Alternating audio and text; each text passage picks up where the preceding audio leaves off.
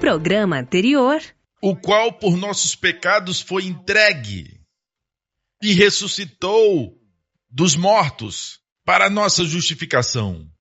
Posso ouvir um amém? hoje com o pastor Joseph Prince. Deus te ama, mas odeia o pecado. E Ele odeia o pecado porque Ele te ama. E o pecado está destruindo tudo que Deus tem, que é bom, que é uma bênção, que é harmonioso, que é paz, que é saúde, que é vida para você e para sua família. Deus não veio acabar com a alegria. Em sua presença a plenitude de alegria. Amém? Muitos prazeres. Quando Jesus, no cenáculo, sabia que ia ser traído em pouco tempo, ele tinha acabado de mandar Judas sair. E era noite quando Judas saiu. Foi uma forma dramática a sua saída. Jesus falou para os discípulos: tendo-vos dito isso, para que minha alegria permaneça em vós. Você consegue imaginar um homem batizado com suco de limão, olhando para você? Tenho-vos dito isso, para que minha alegria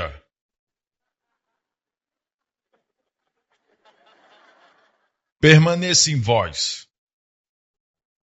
Pedro diria assim: Senhor, tu precisas mais do que nós. Certo? Está precisando de um pouco de alegria. Já temos os nossos problemas. O fato é esse. Não foi desse jeito, tinha que ser uma pessoa forte, sorridente, mesmo sabendo que em poucas horas entregaria sua própria vida. Ele disse assim: rapazes, eu digo isso para vocês não terem medo, eu deixo a minha paz com vocês. Que o coração de vocês não se turbe e não tenha medo. Tendo-vos dito isso, para que a minha alegria permaneça em vós e a vossa alegria seja completa. Mas, pastor, a Bíblia diz que ele era um homem de dores. Meu irmão, já que você citou isso, você sabe onde está esse verso?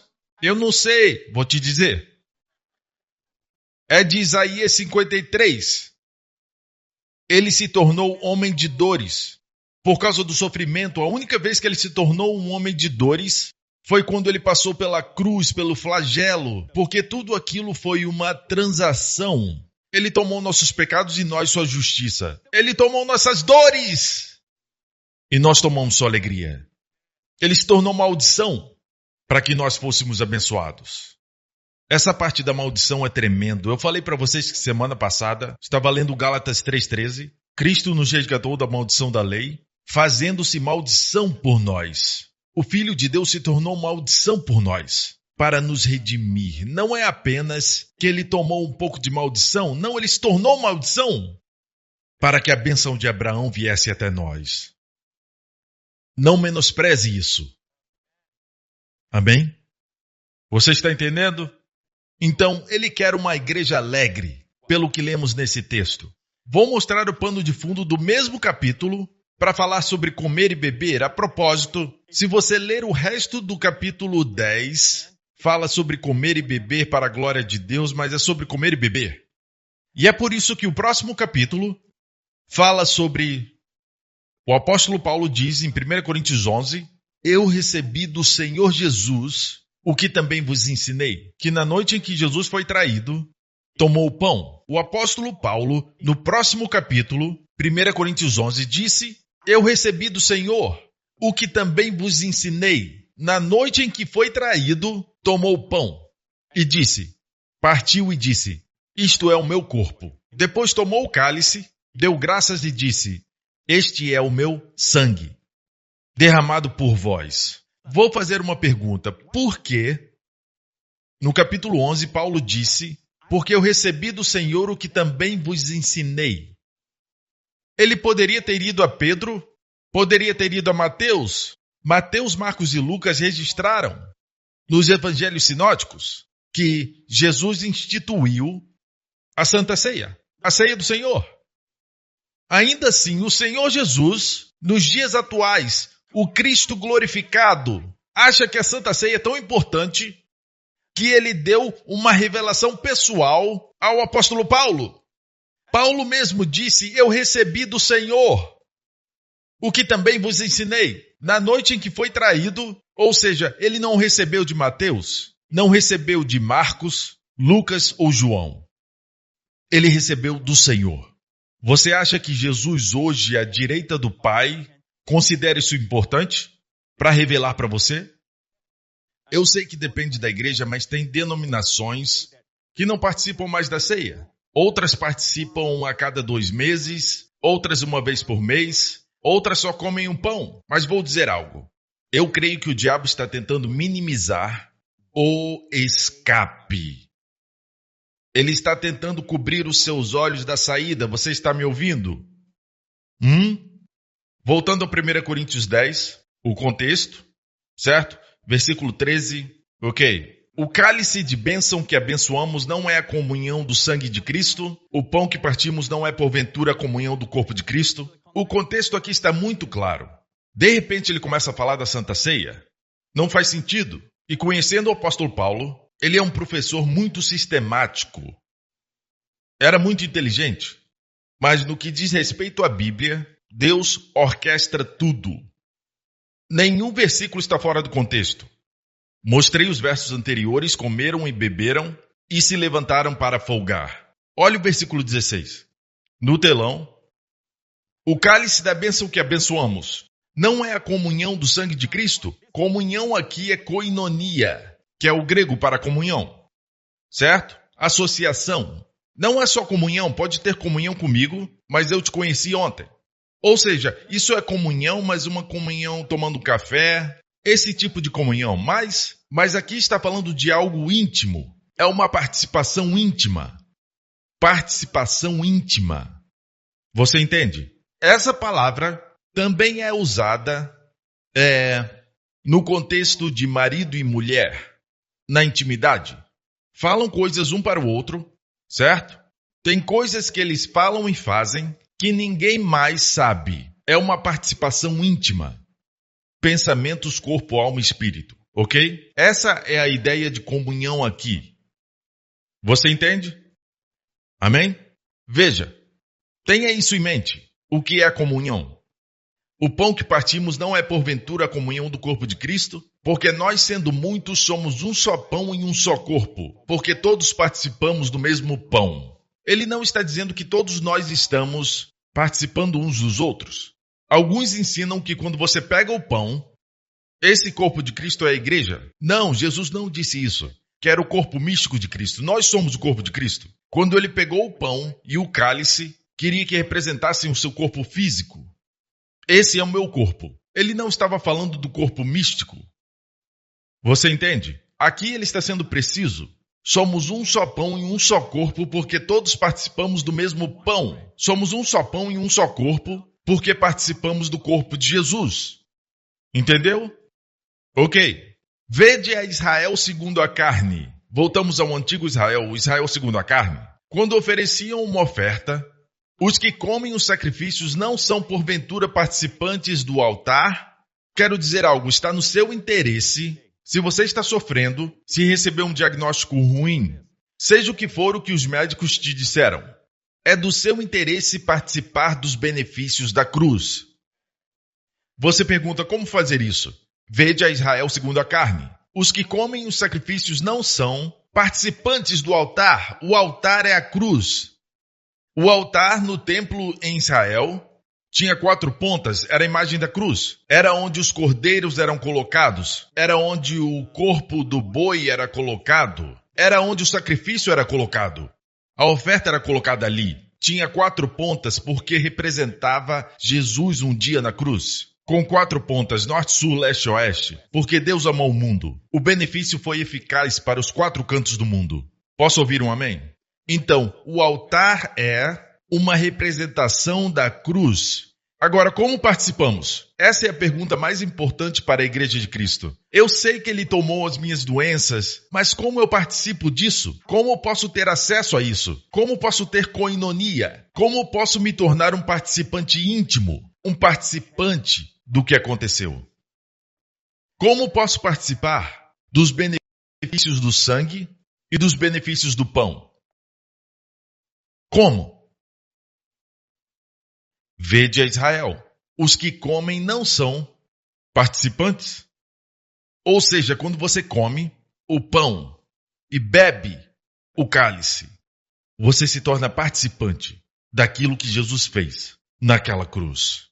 Você entende, igreja? Vou ler para vocês alguns testemunhos. Talvez um testemunho, por causa do tempo, vai te abençoar, de um rapaz chamado Joshua, do Reino Unido. Eu fui salvo quando tinha 9 anos. No entanto, minha experiência na igreja foi de viver uma boa vida cristã, em vez de receber a graça de Cristo. Me senti um hipócrita tentando lidar sem sucesso com meus sentimentos de culpa e vergonha. Como resultado, passei minha adolescência e anos da minha vida adulta longe de Deus. 4 anos atrás, voltei a frequentar a igreja. Conheci alguém em um grupo que me apresentou o ministério Joseph Prince e comecei a assistir às mensagens do pastor Joseph Prince. Lentamente, a mensagem da graça de Cristo começou a curar meu coração. Quanto mais eu escuto, mais as minhas crenças erradas são substituídas pelo Evangelho. Por 6 meses eu chorei incontrolavelmente toda vez que ouvia da graça que Jesus morreu para nos dar. Mesmo sendo salvo desde criança, eu nunca compartilhei do Evangelho porque me sentia um hipócrita. Agora eu falo da graça de Cristo para qualquer um que quiser ouvir. Certo domingo, eu dei um testemunho na minha igreja. Por 26 anos, eu sofri com dolorosas verrugas nas solas dos meus pés. Tentei todos os meios, incluindo cirurgia laser, para me livrar desse problema. Mas nada adiantou.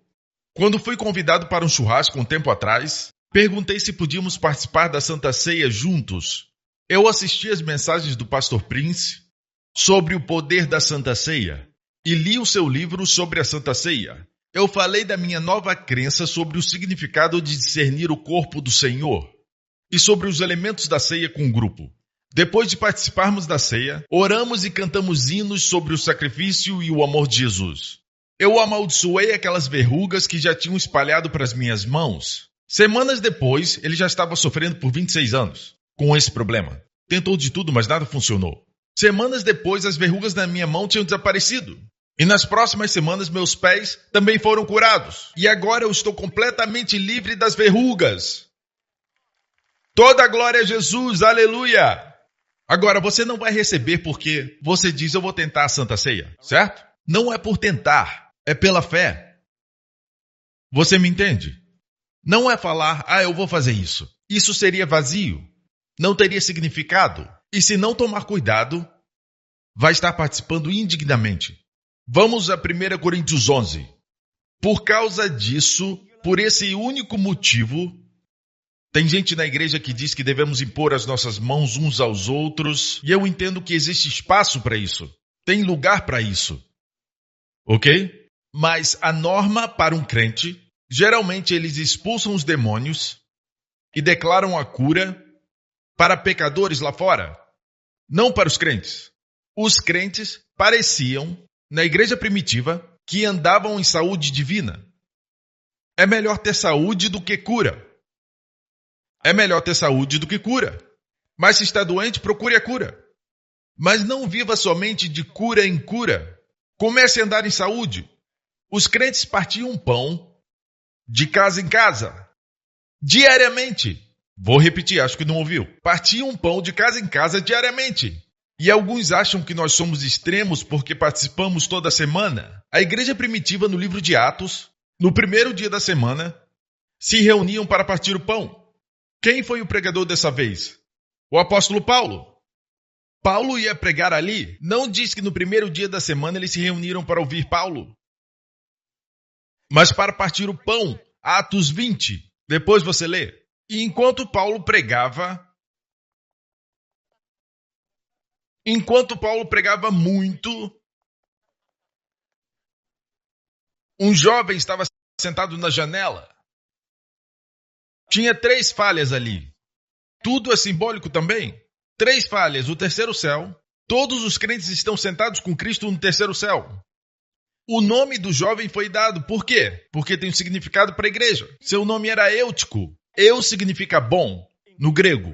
Eutico significa boa sorte. Ele dormiu, não escutou a pregação de Paulo. E ele caiu 3 andares e morreu. Veja, porque a igreja Por que a igreja foi roubada da boa sorte? Eutico. Não escutamos a pregação de Paulo.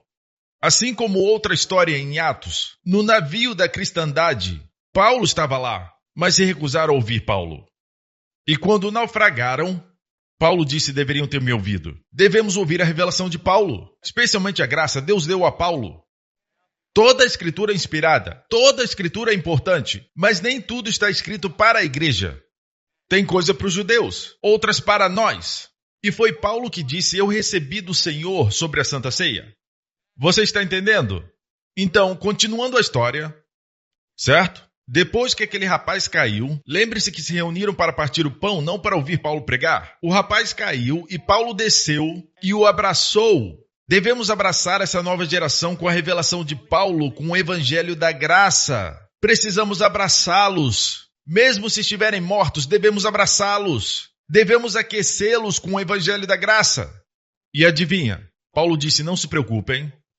Sua vida está nele e o ressuscitou dos mortos. Se algo assim acontecesse na igreja, iríamos dizer: aleluia, glória a Deus, amém? Iríamos celebrar e depois ir para casa. Mas não com Paulo. Paulo voltou e levou todo mundo, incluindo o rapaz, levou a boa sorte de volta para o terceiro céu, onde a igreja está, e adivinha? Partiram pão. Prioridades. Tinham prioridades. Depois de alguém ser ressuscitado, eles foram partir o pão. Não se esqueceram de onde vem o poder. Essa era a igreja primitiva, certo? Por causa disso, há entre vós muitos fracos e doentes, e muitos que dormem ou mortos. Estou falando claramente.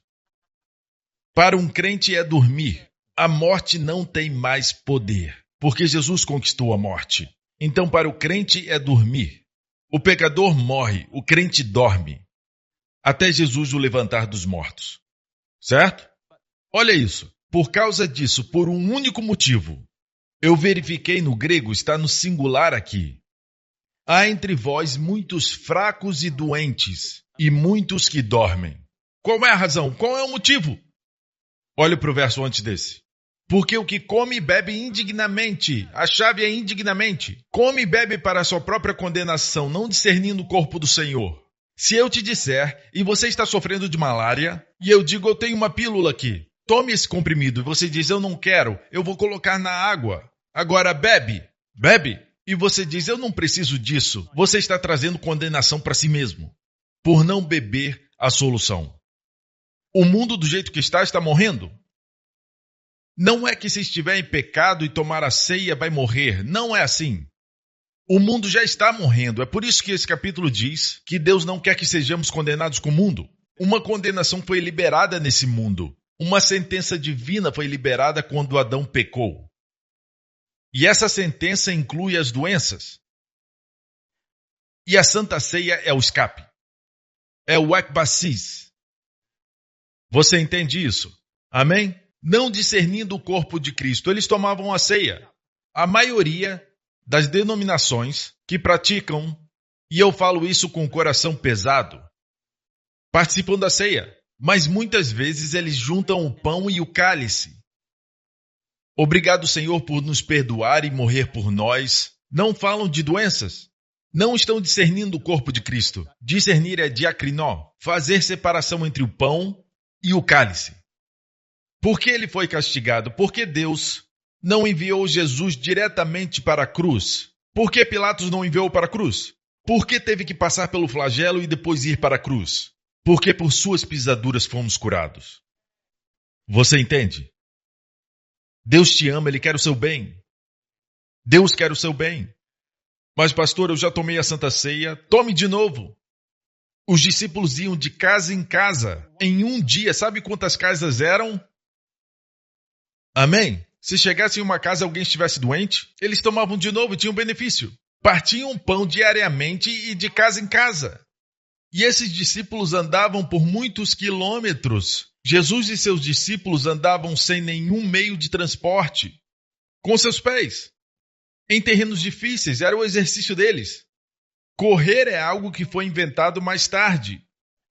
A caminhada era o exercício de Jesus, por longas distâncias. Amém?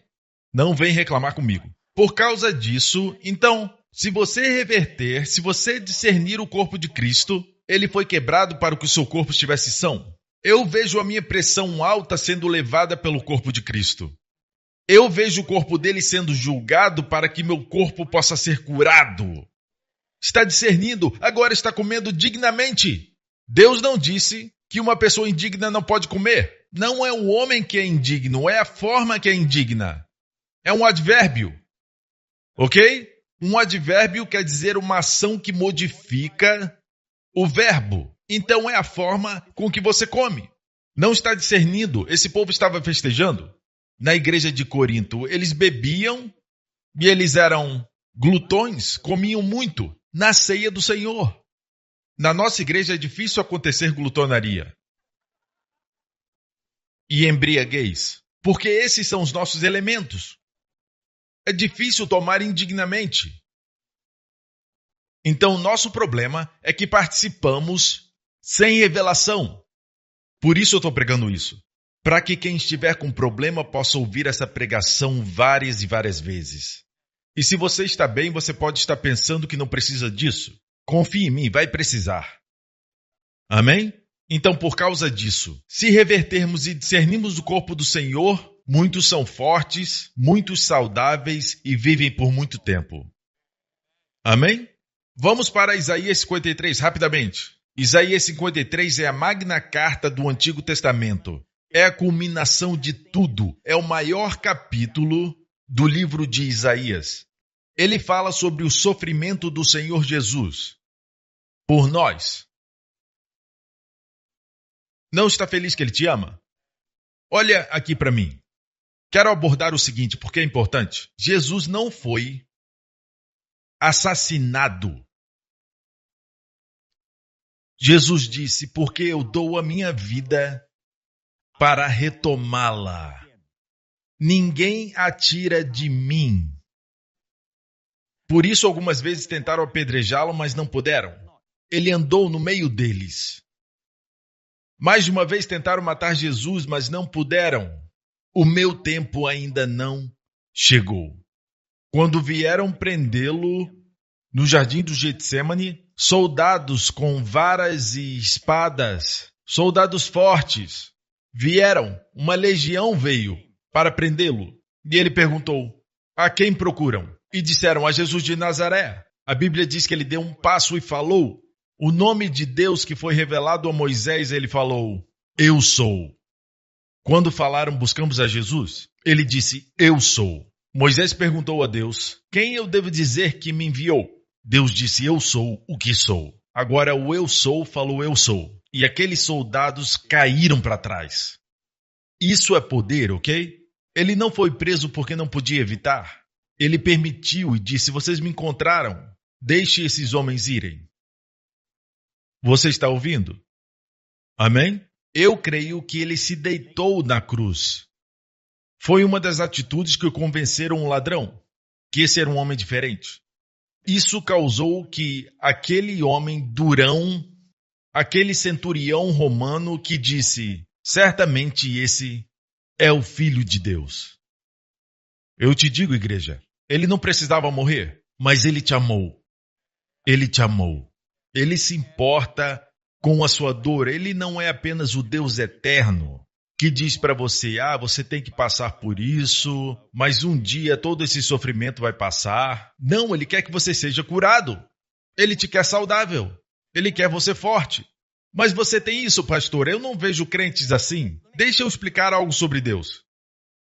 Nós recebemos tantos testemunhos de pessoas que começam a descobrir, e os maiores deles são pessoas libertadas do vício em drogas, pornografia, depressão, confessando eu sou a justiça de Deus em Cristo. Tiveram a revelação que Jesus levou o pecado deles e eles receberam Jesus como sua justiça. A troca divina. Quantos de vocês sabem que às vezes os seus sentimentos dizem não, você é um viciado em pornografia? Mas quem você é diante de Deus? Você é a justiça de Deus em Cristo. Seus pensamentos dizem não, você precisa dessa bebida, precisa beber. Não pode escapar. Mas Deus olha para você e diz, você é a minha justiça em Cristo. O que acontece é que recebemos tantos testemunhos, se você for em josephprince.com, e for na sessão de testemunhos, vai poder ler o número de pessoas confessando: eu sou a justiça de Deus em Cristo, mesmo no pecado. E como um certo dia o desejo pela pornografia, o desejo por bebidas ou drogas simplesmente foi embora. Depressão foi embora.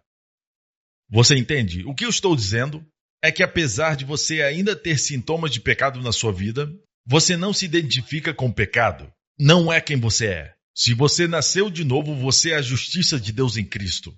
Quanto mais você se identifica com quem você é, não quer dizer que você não vai mais pecar. Talvez você peque, mas vai pecar cada vez menos.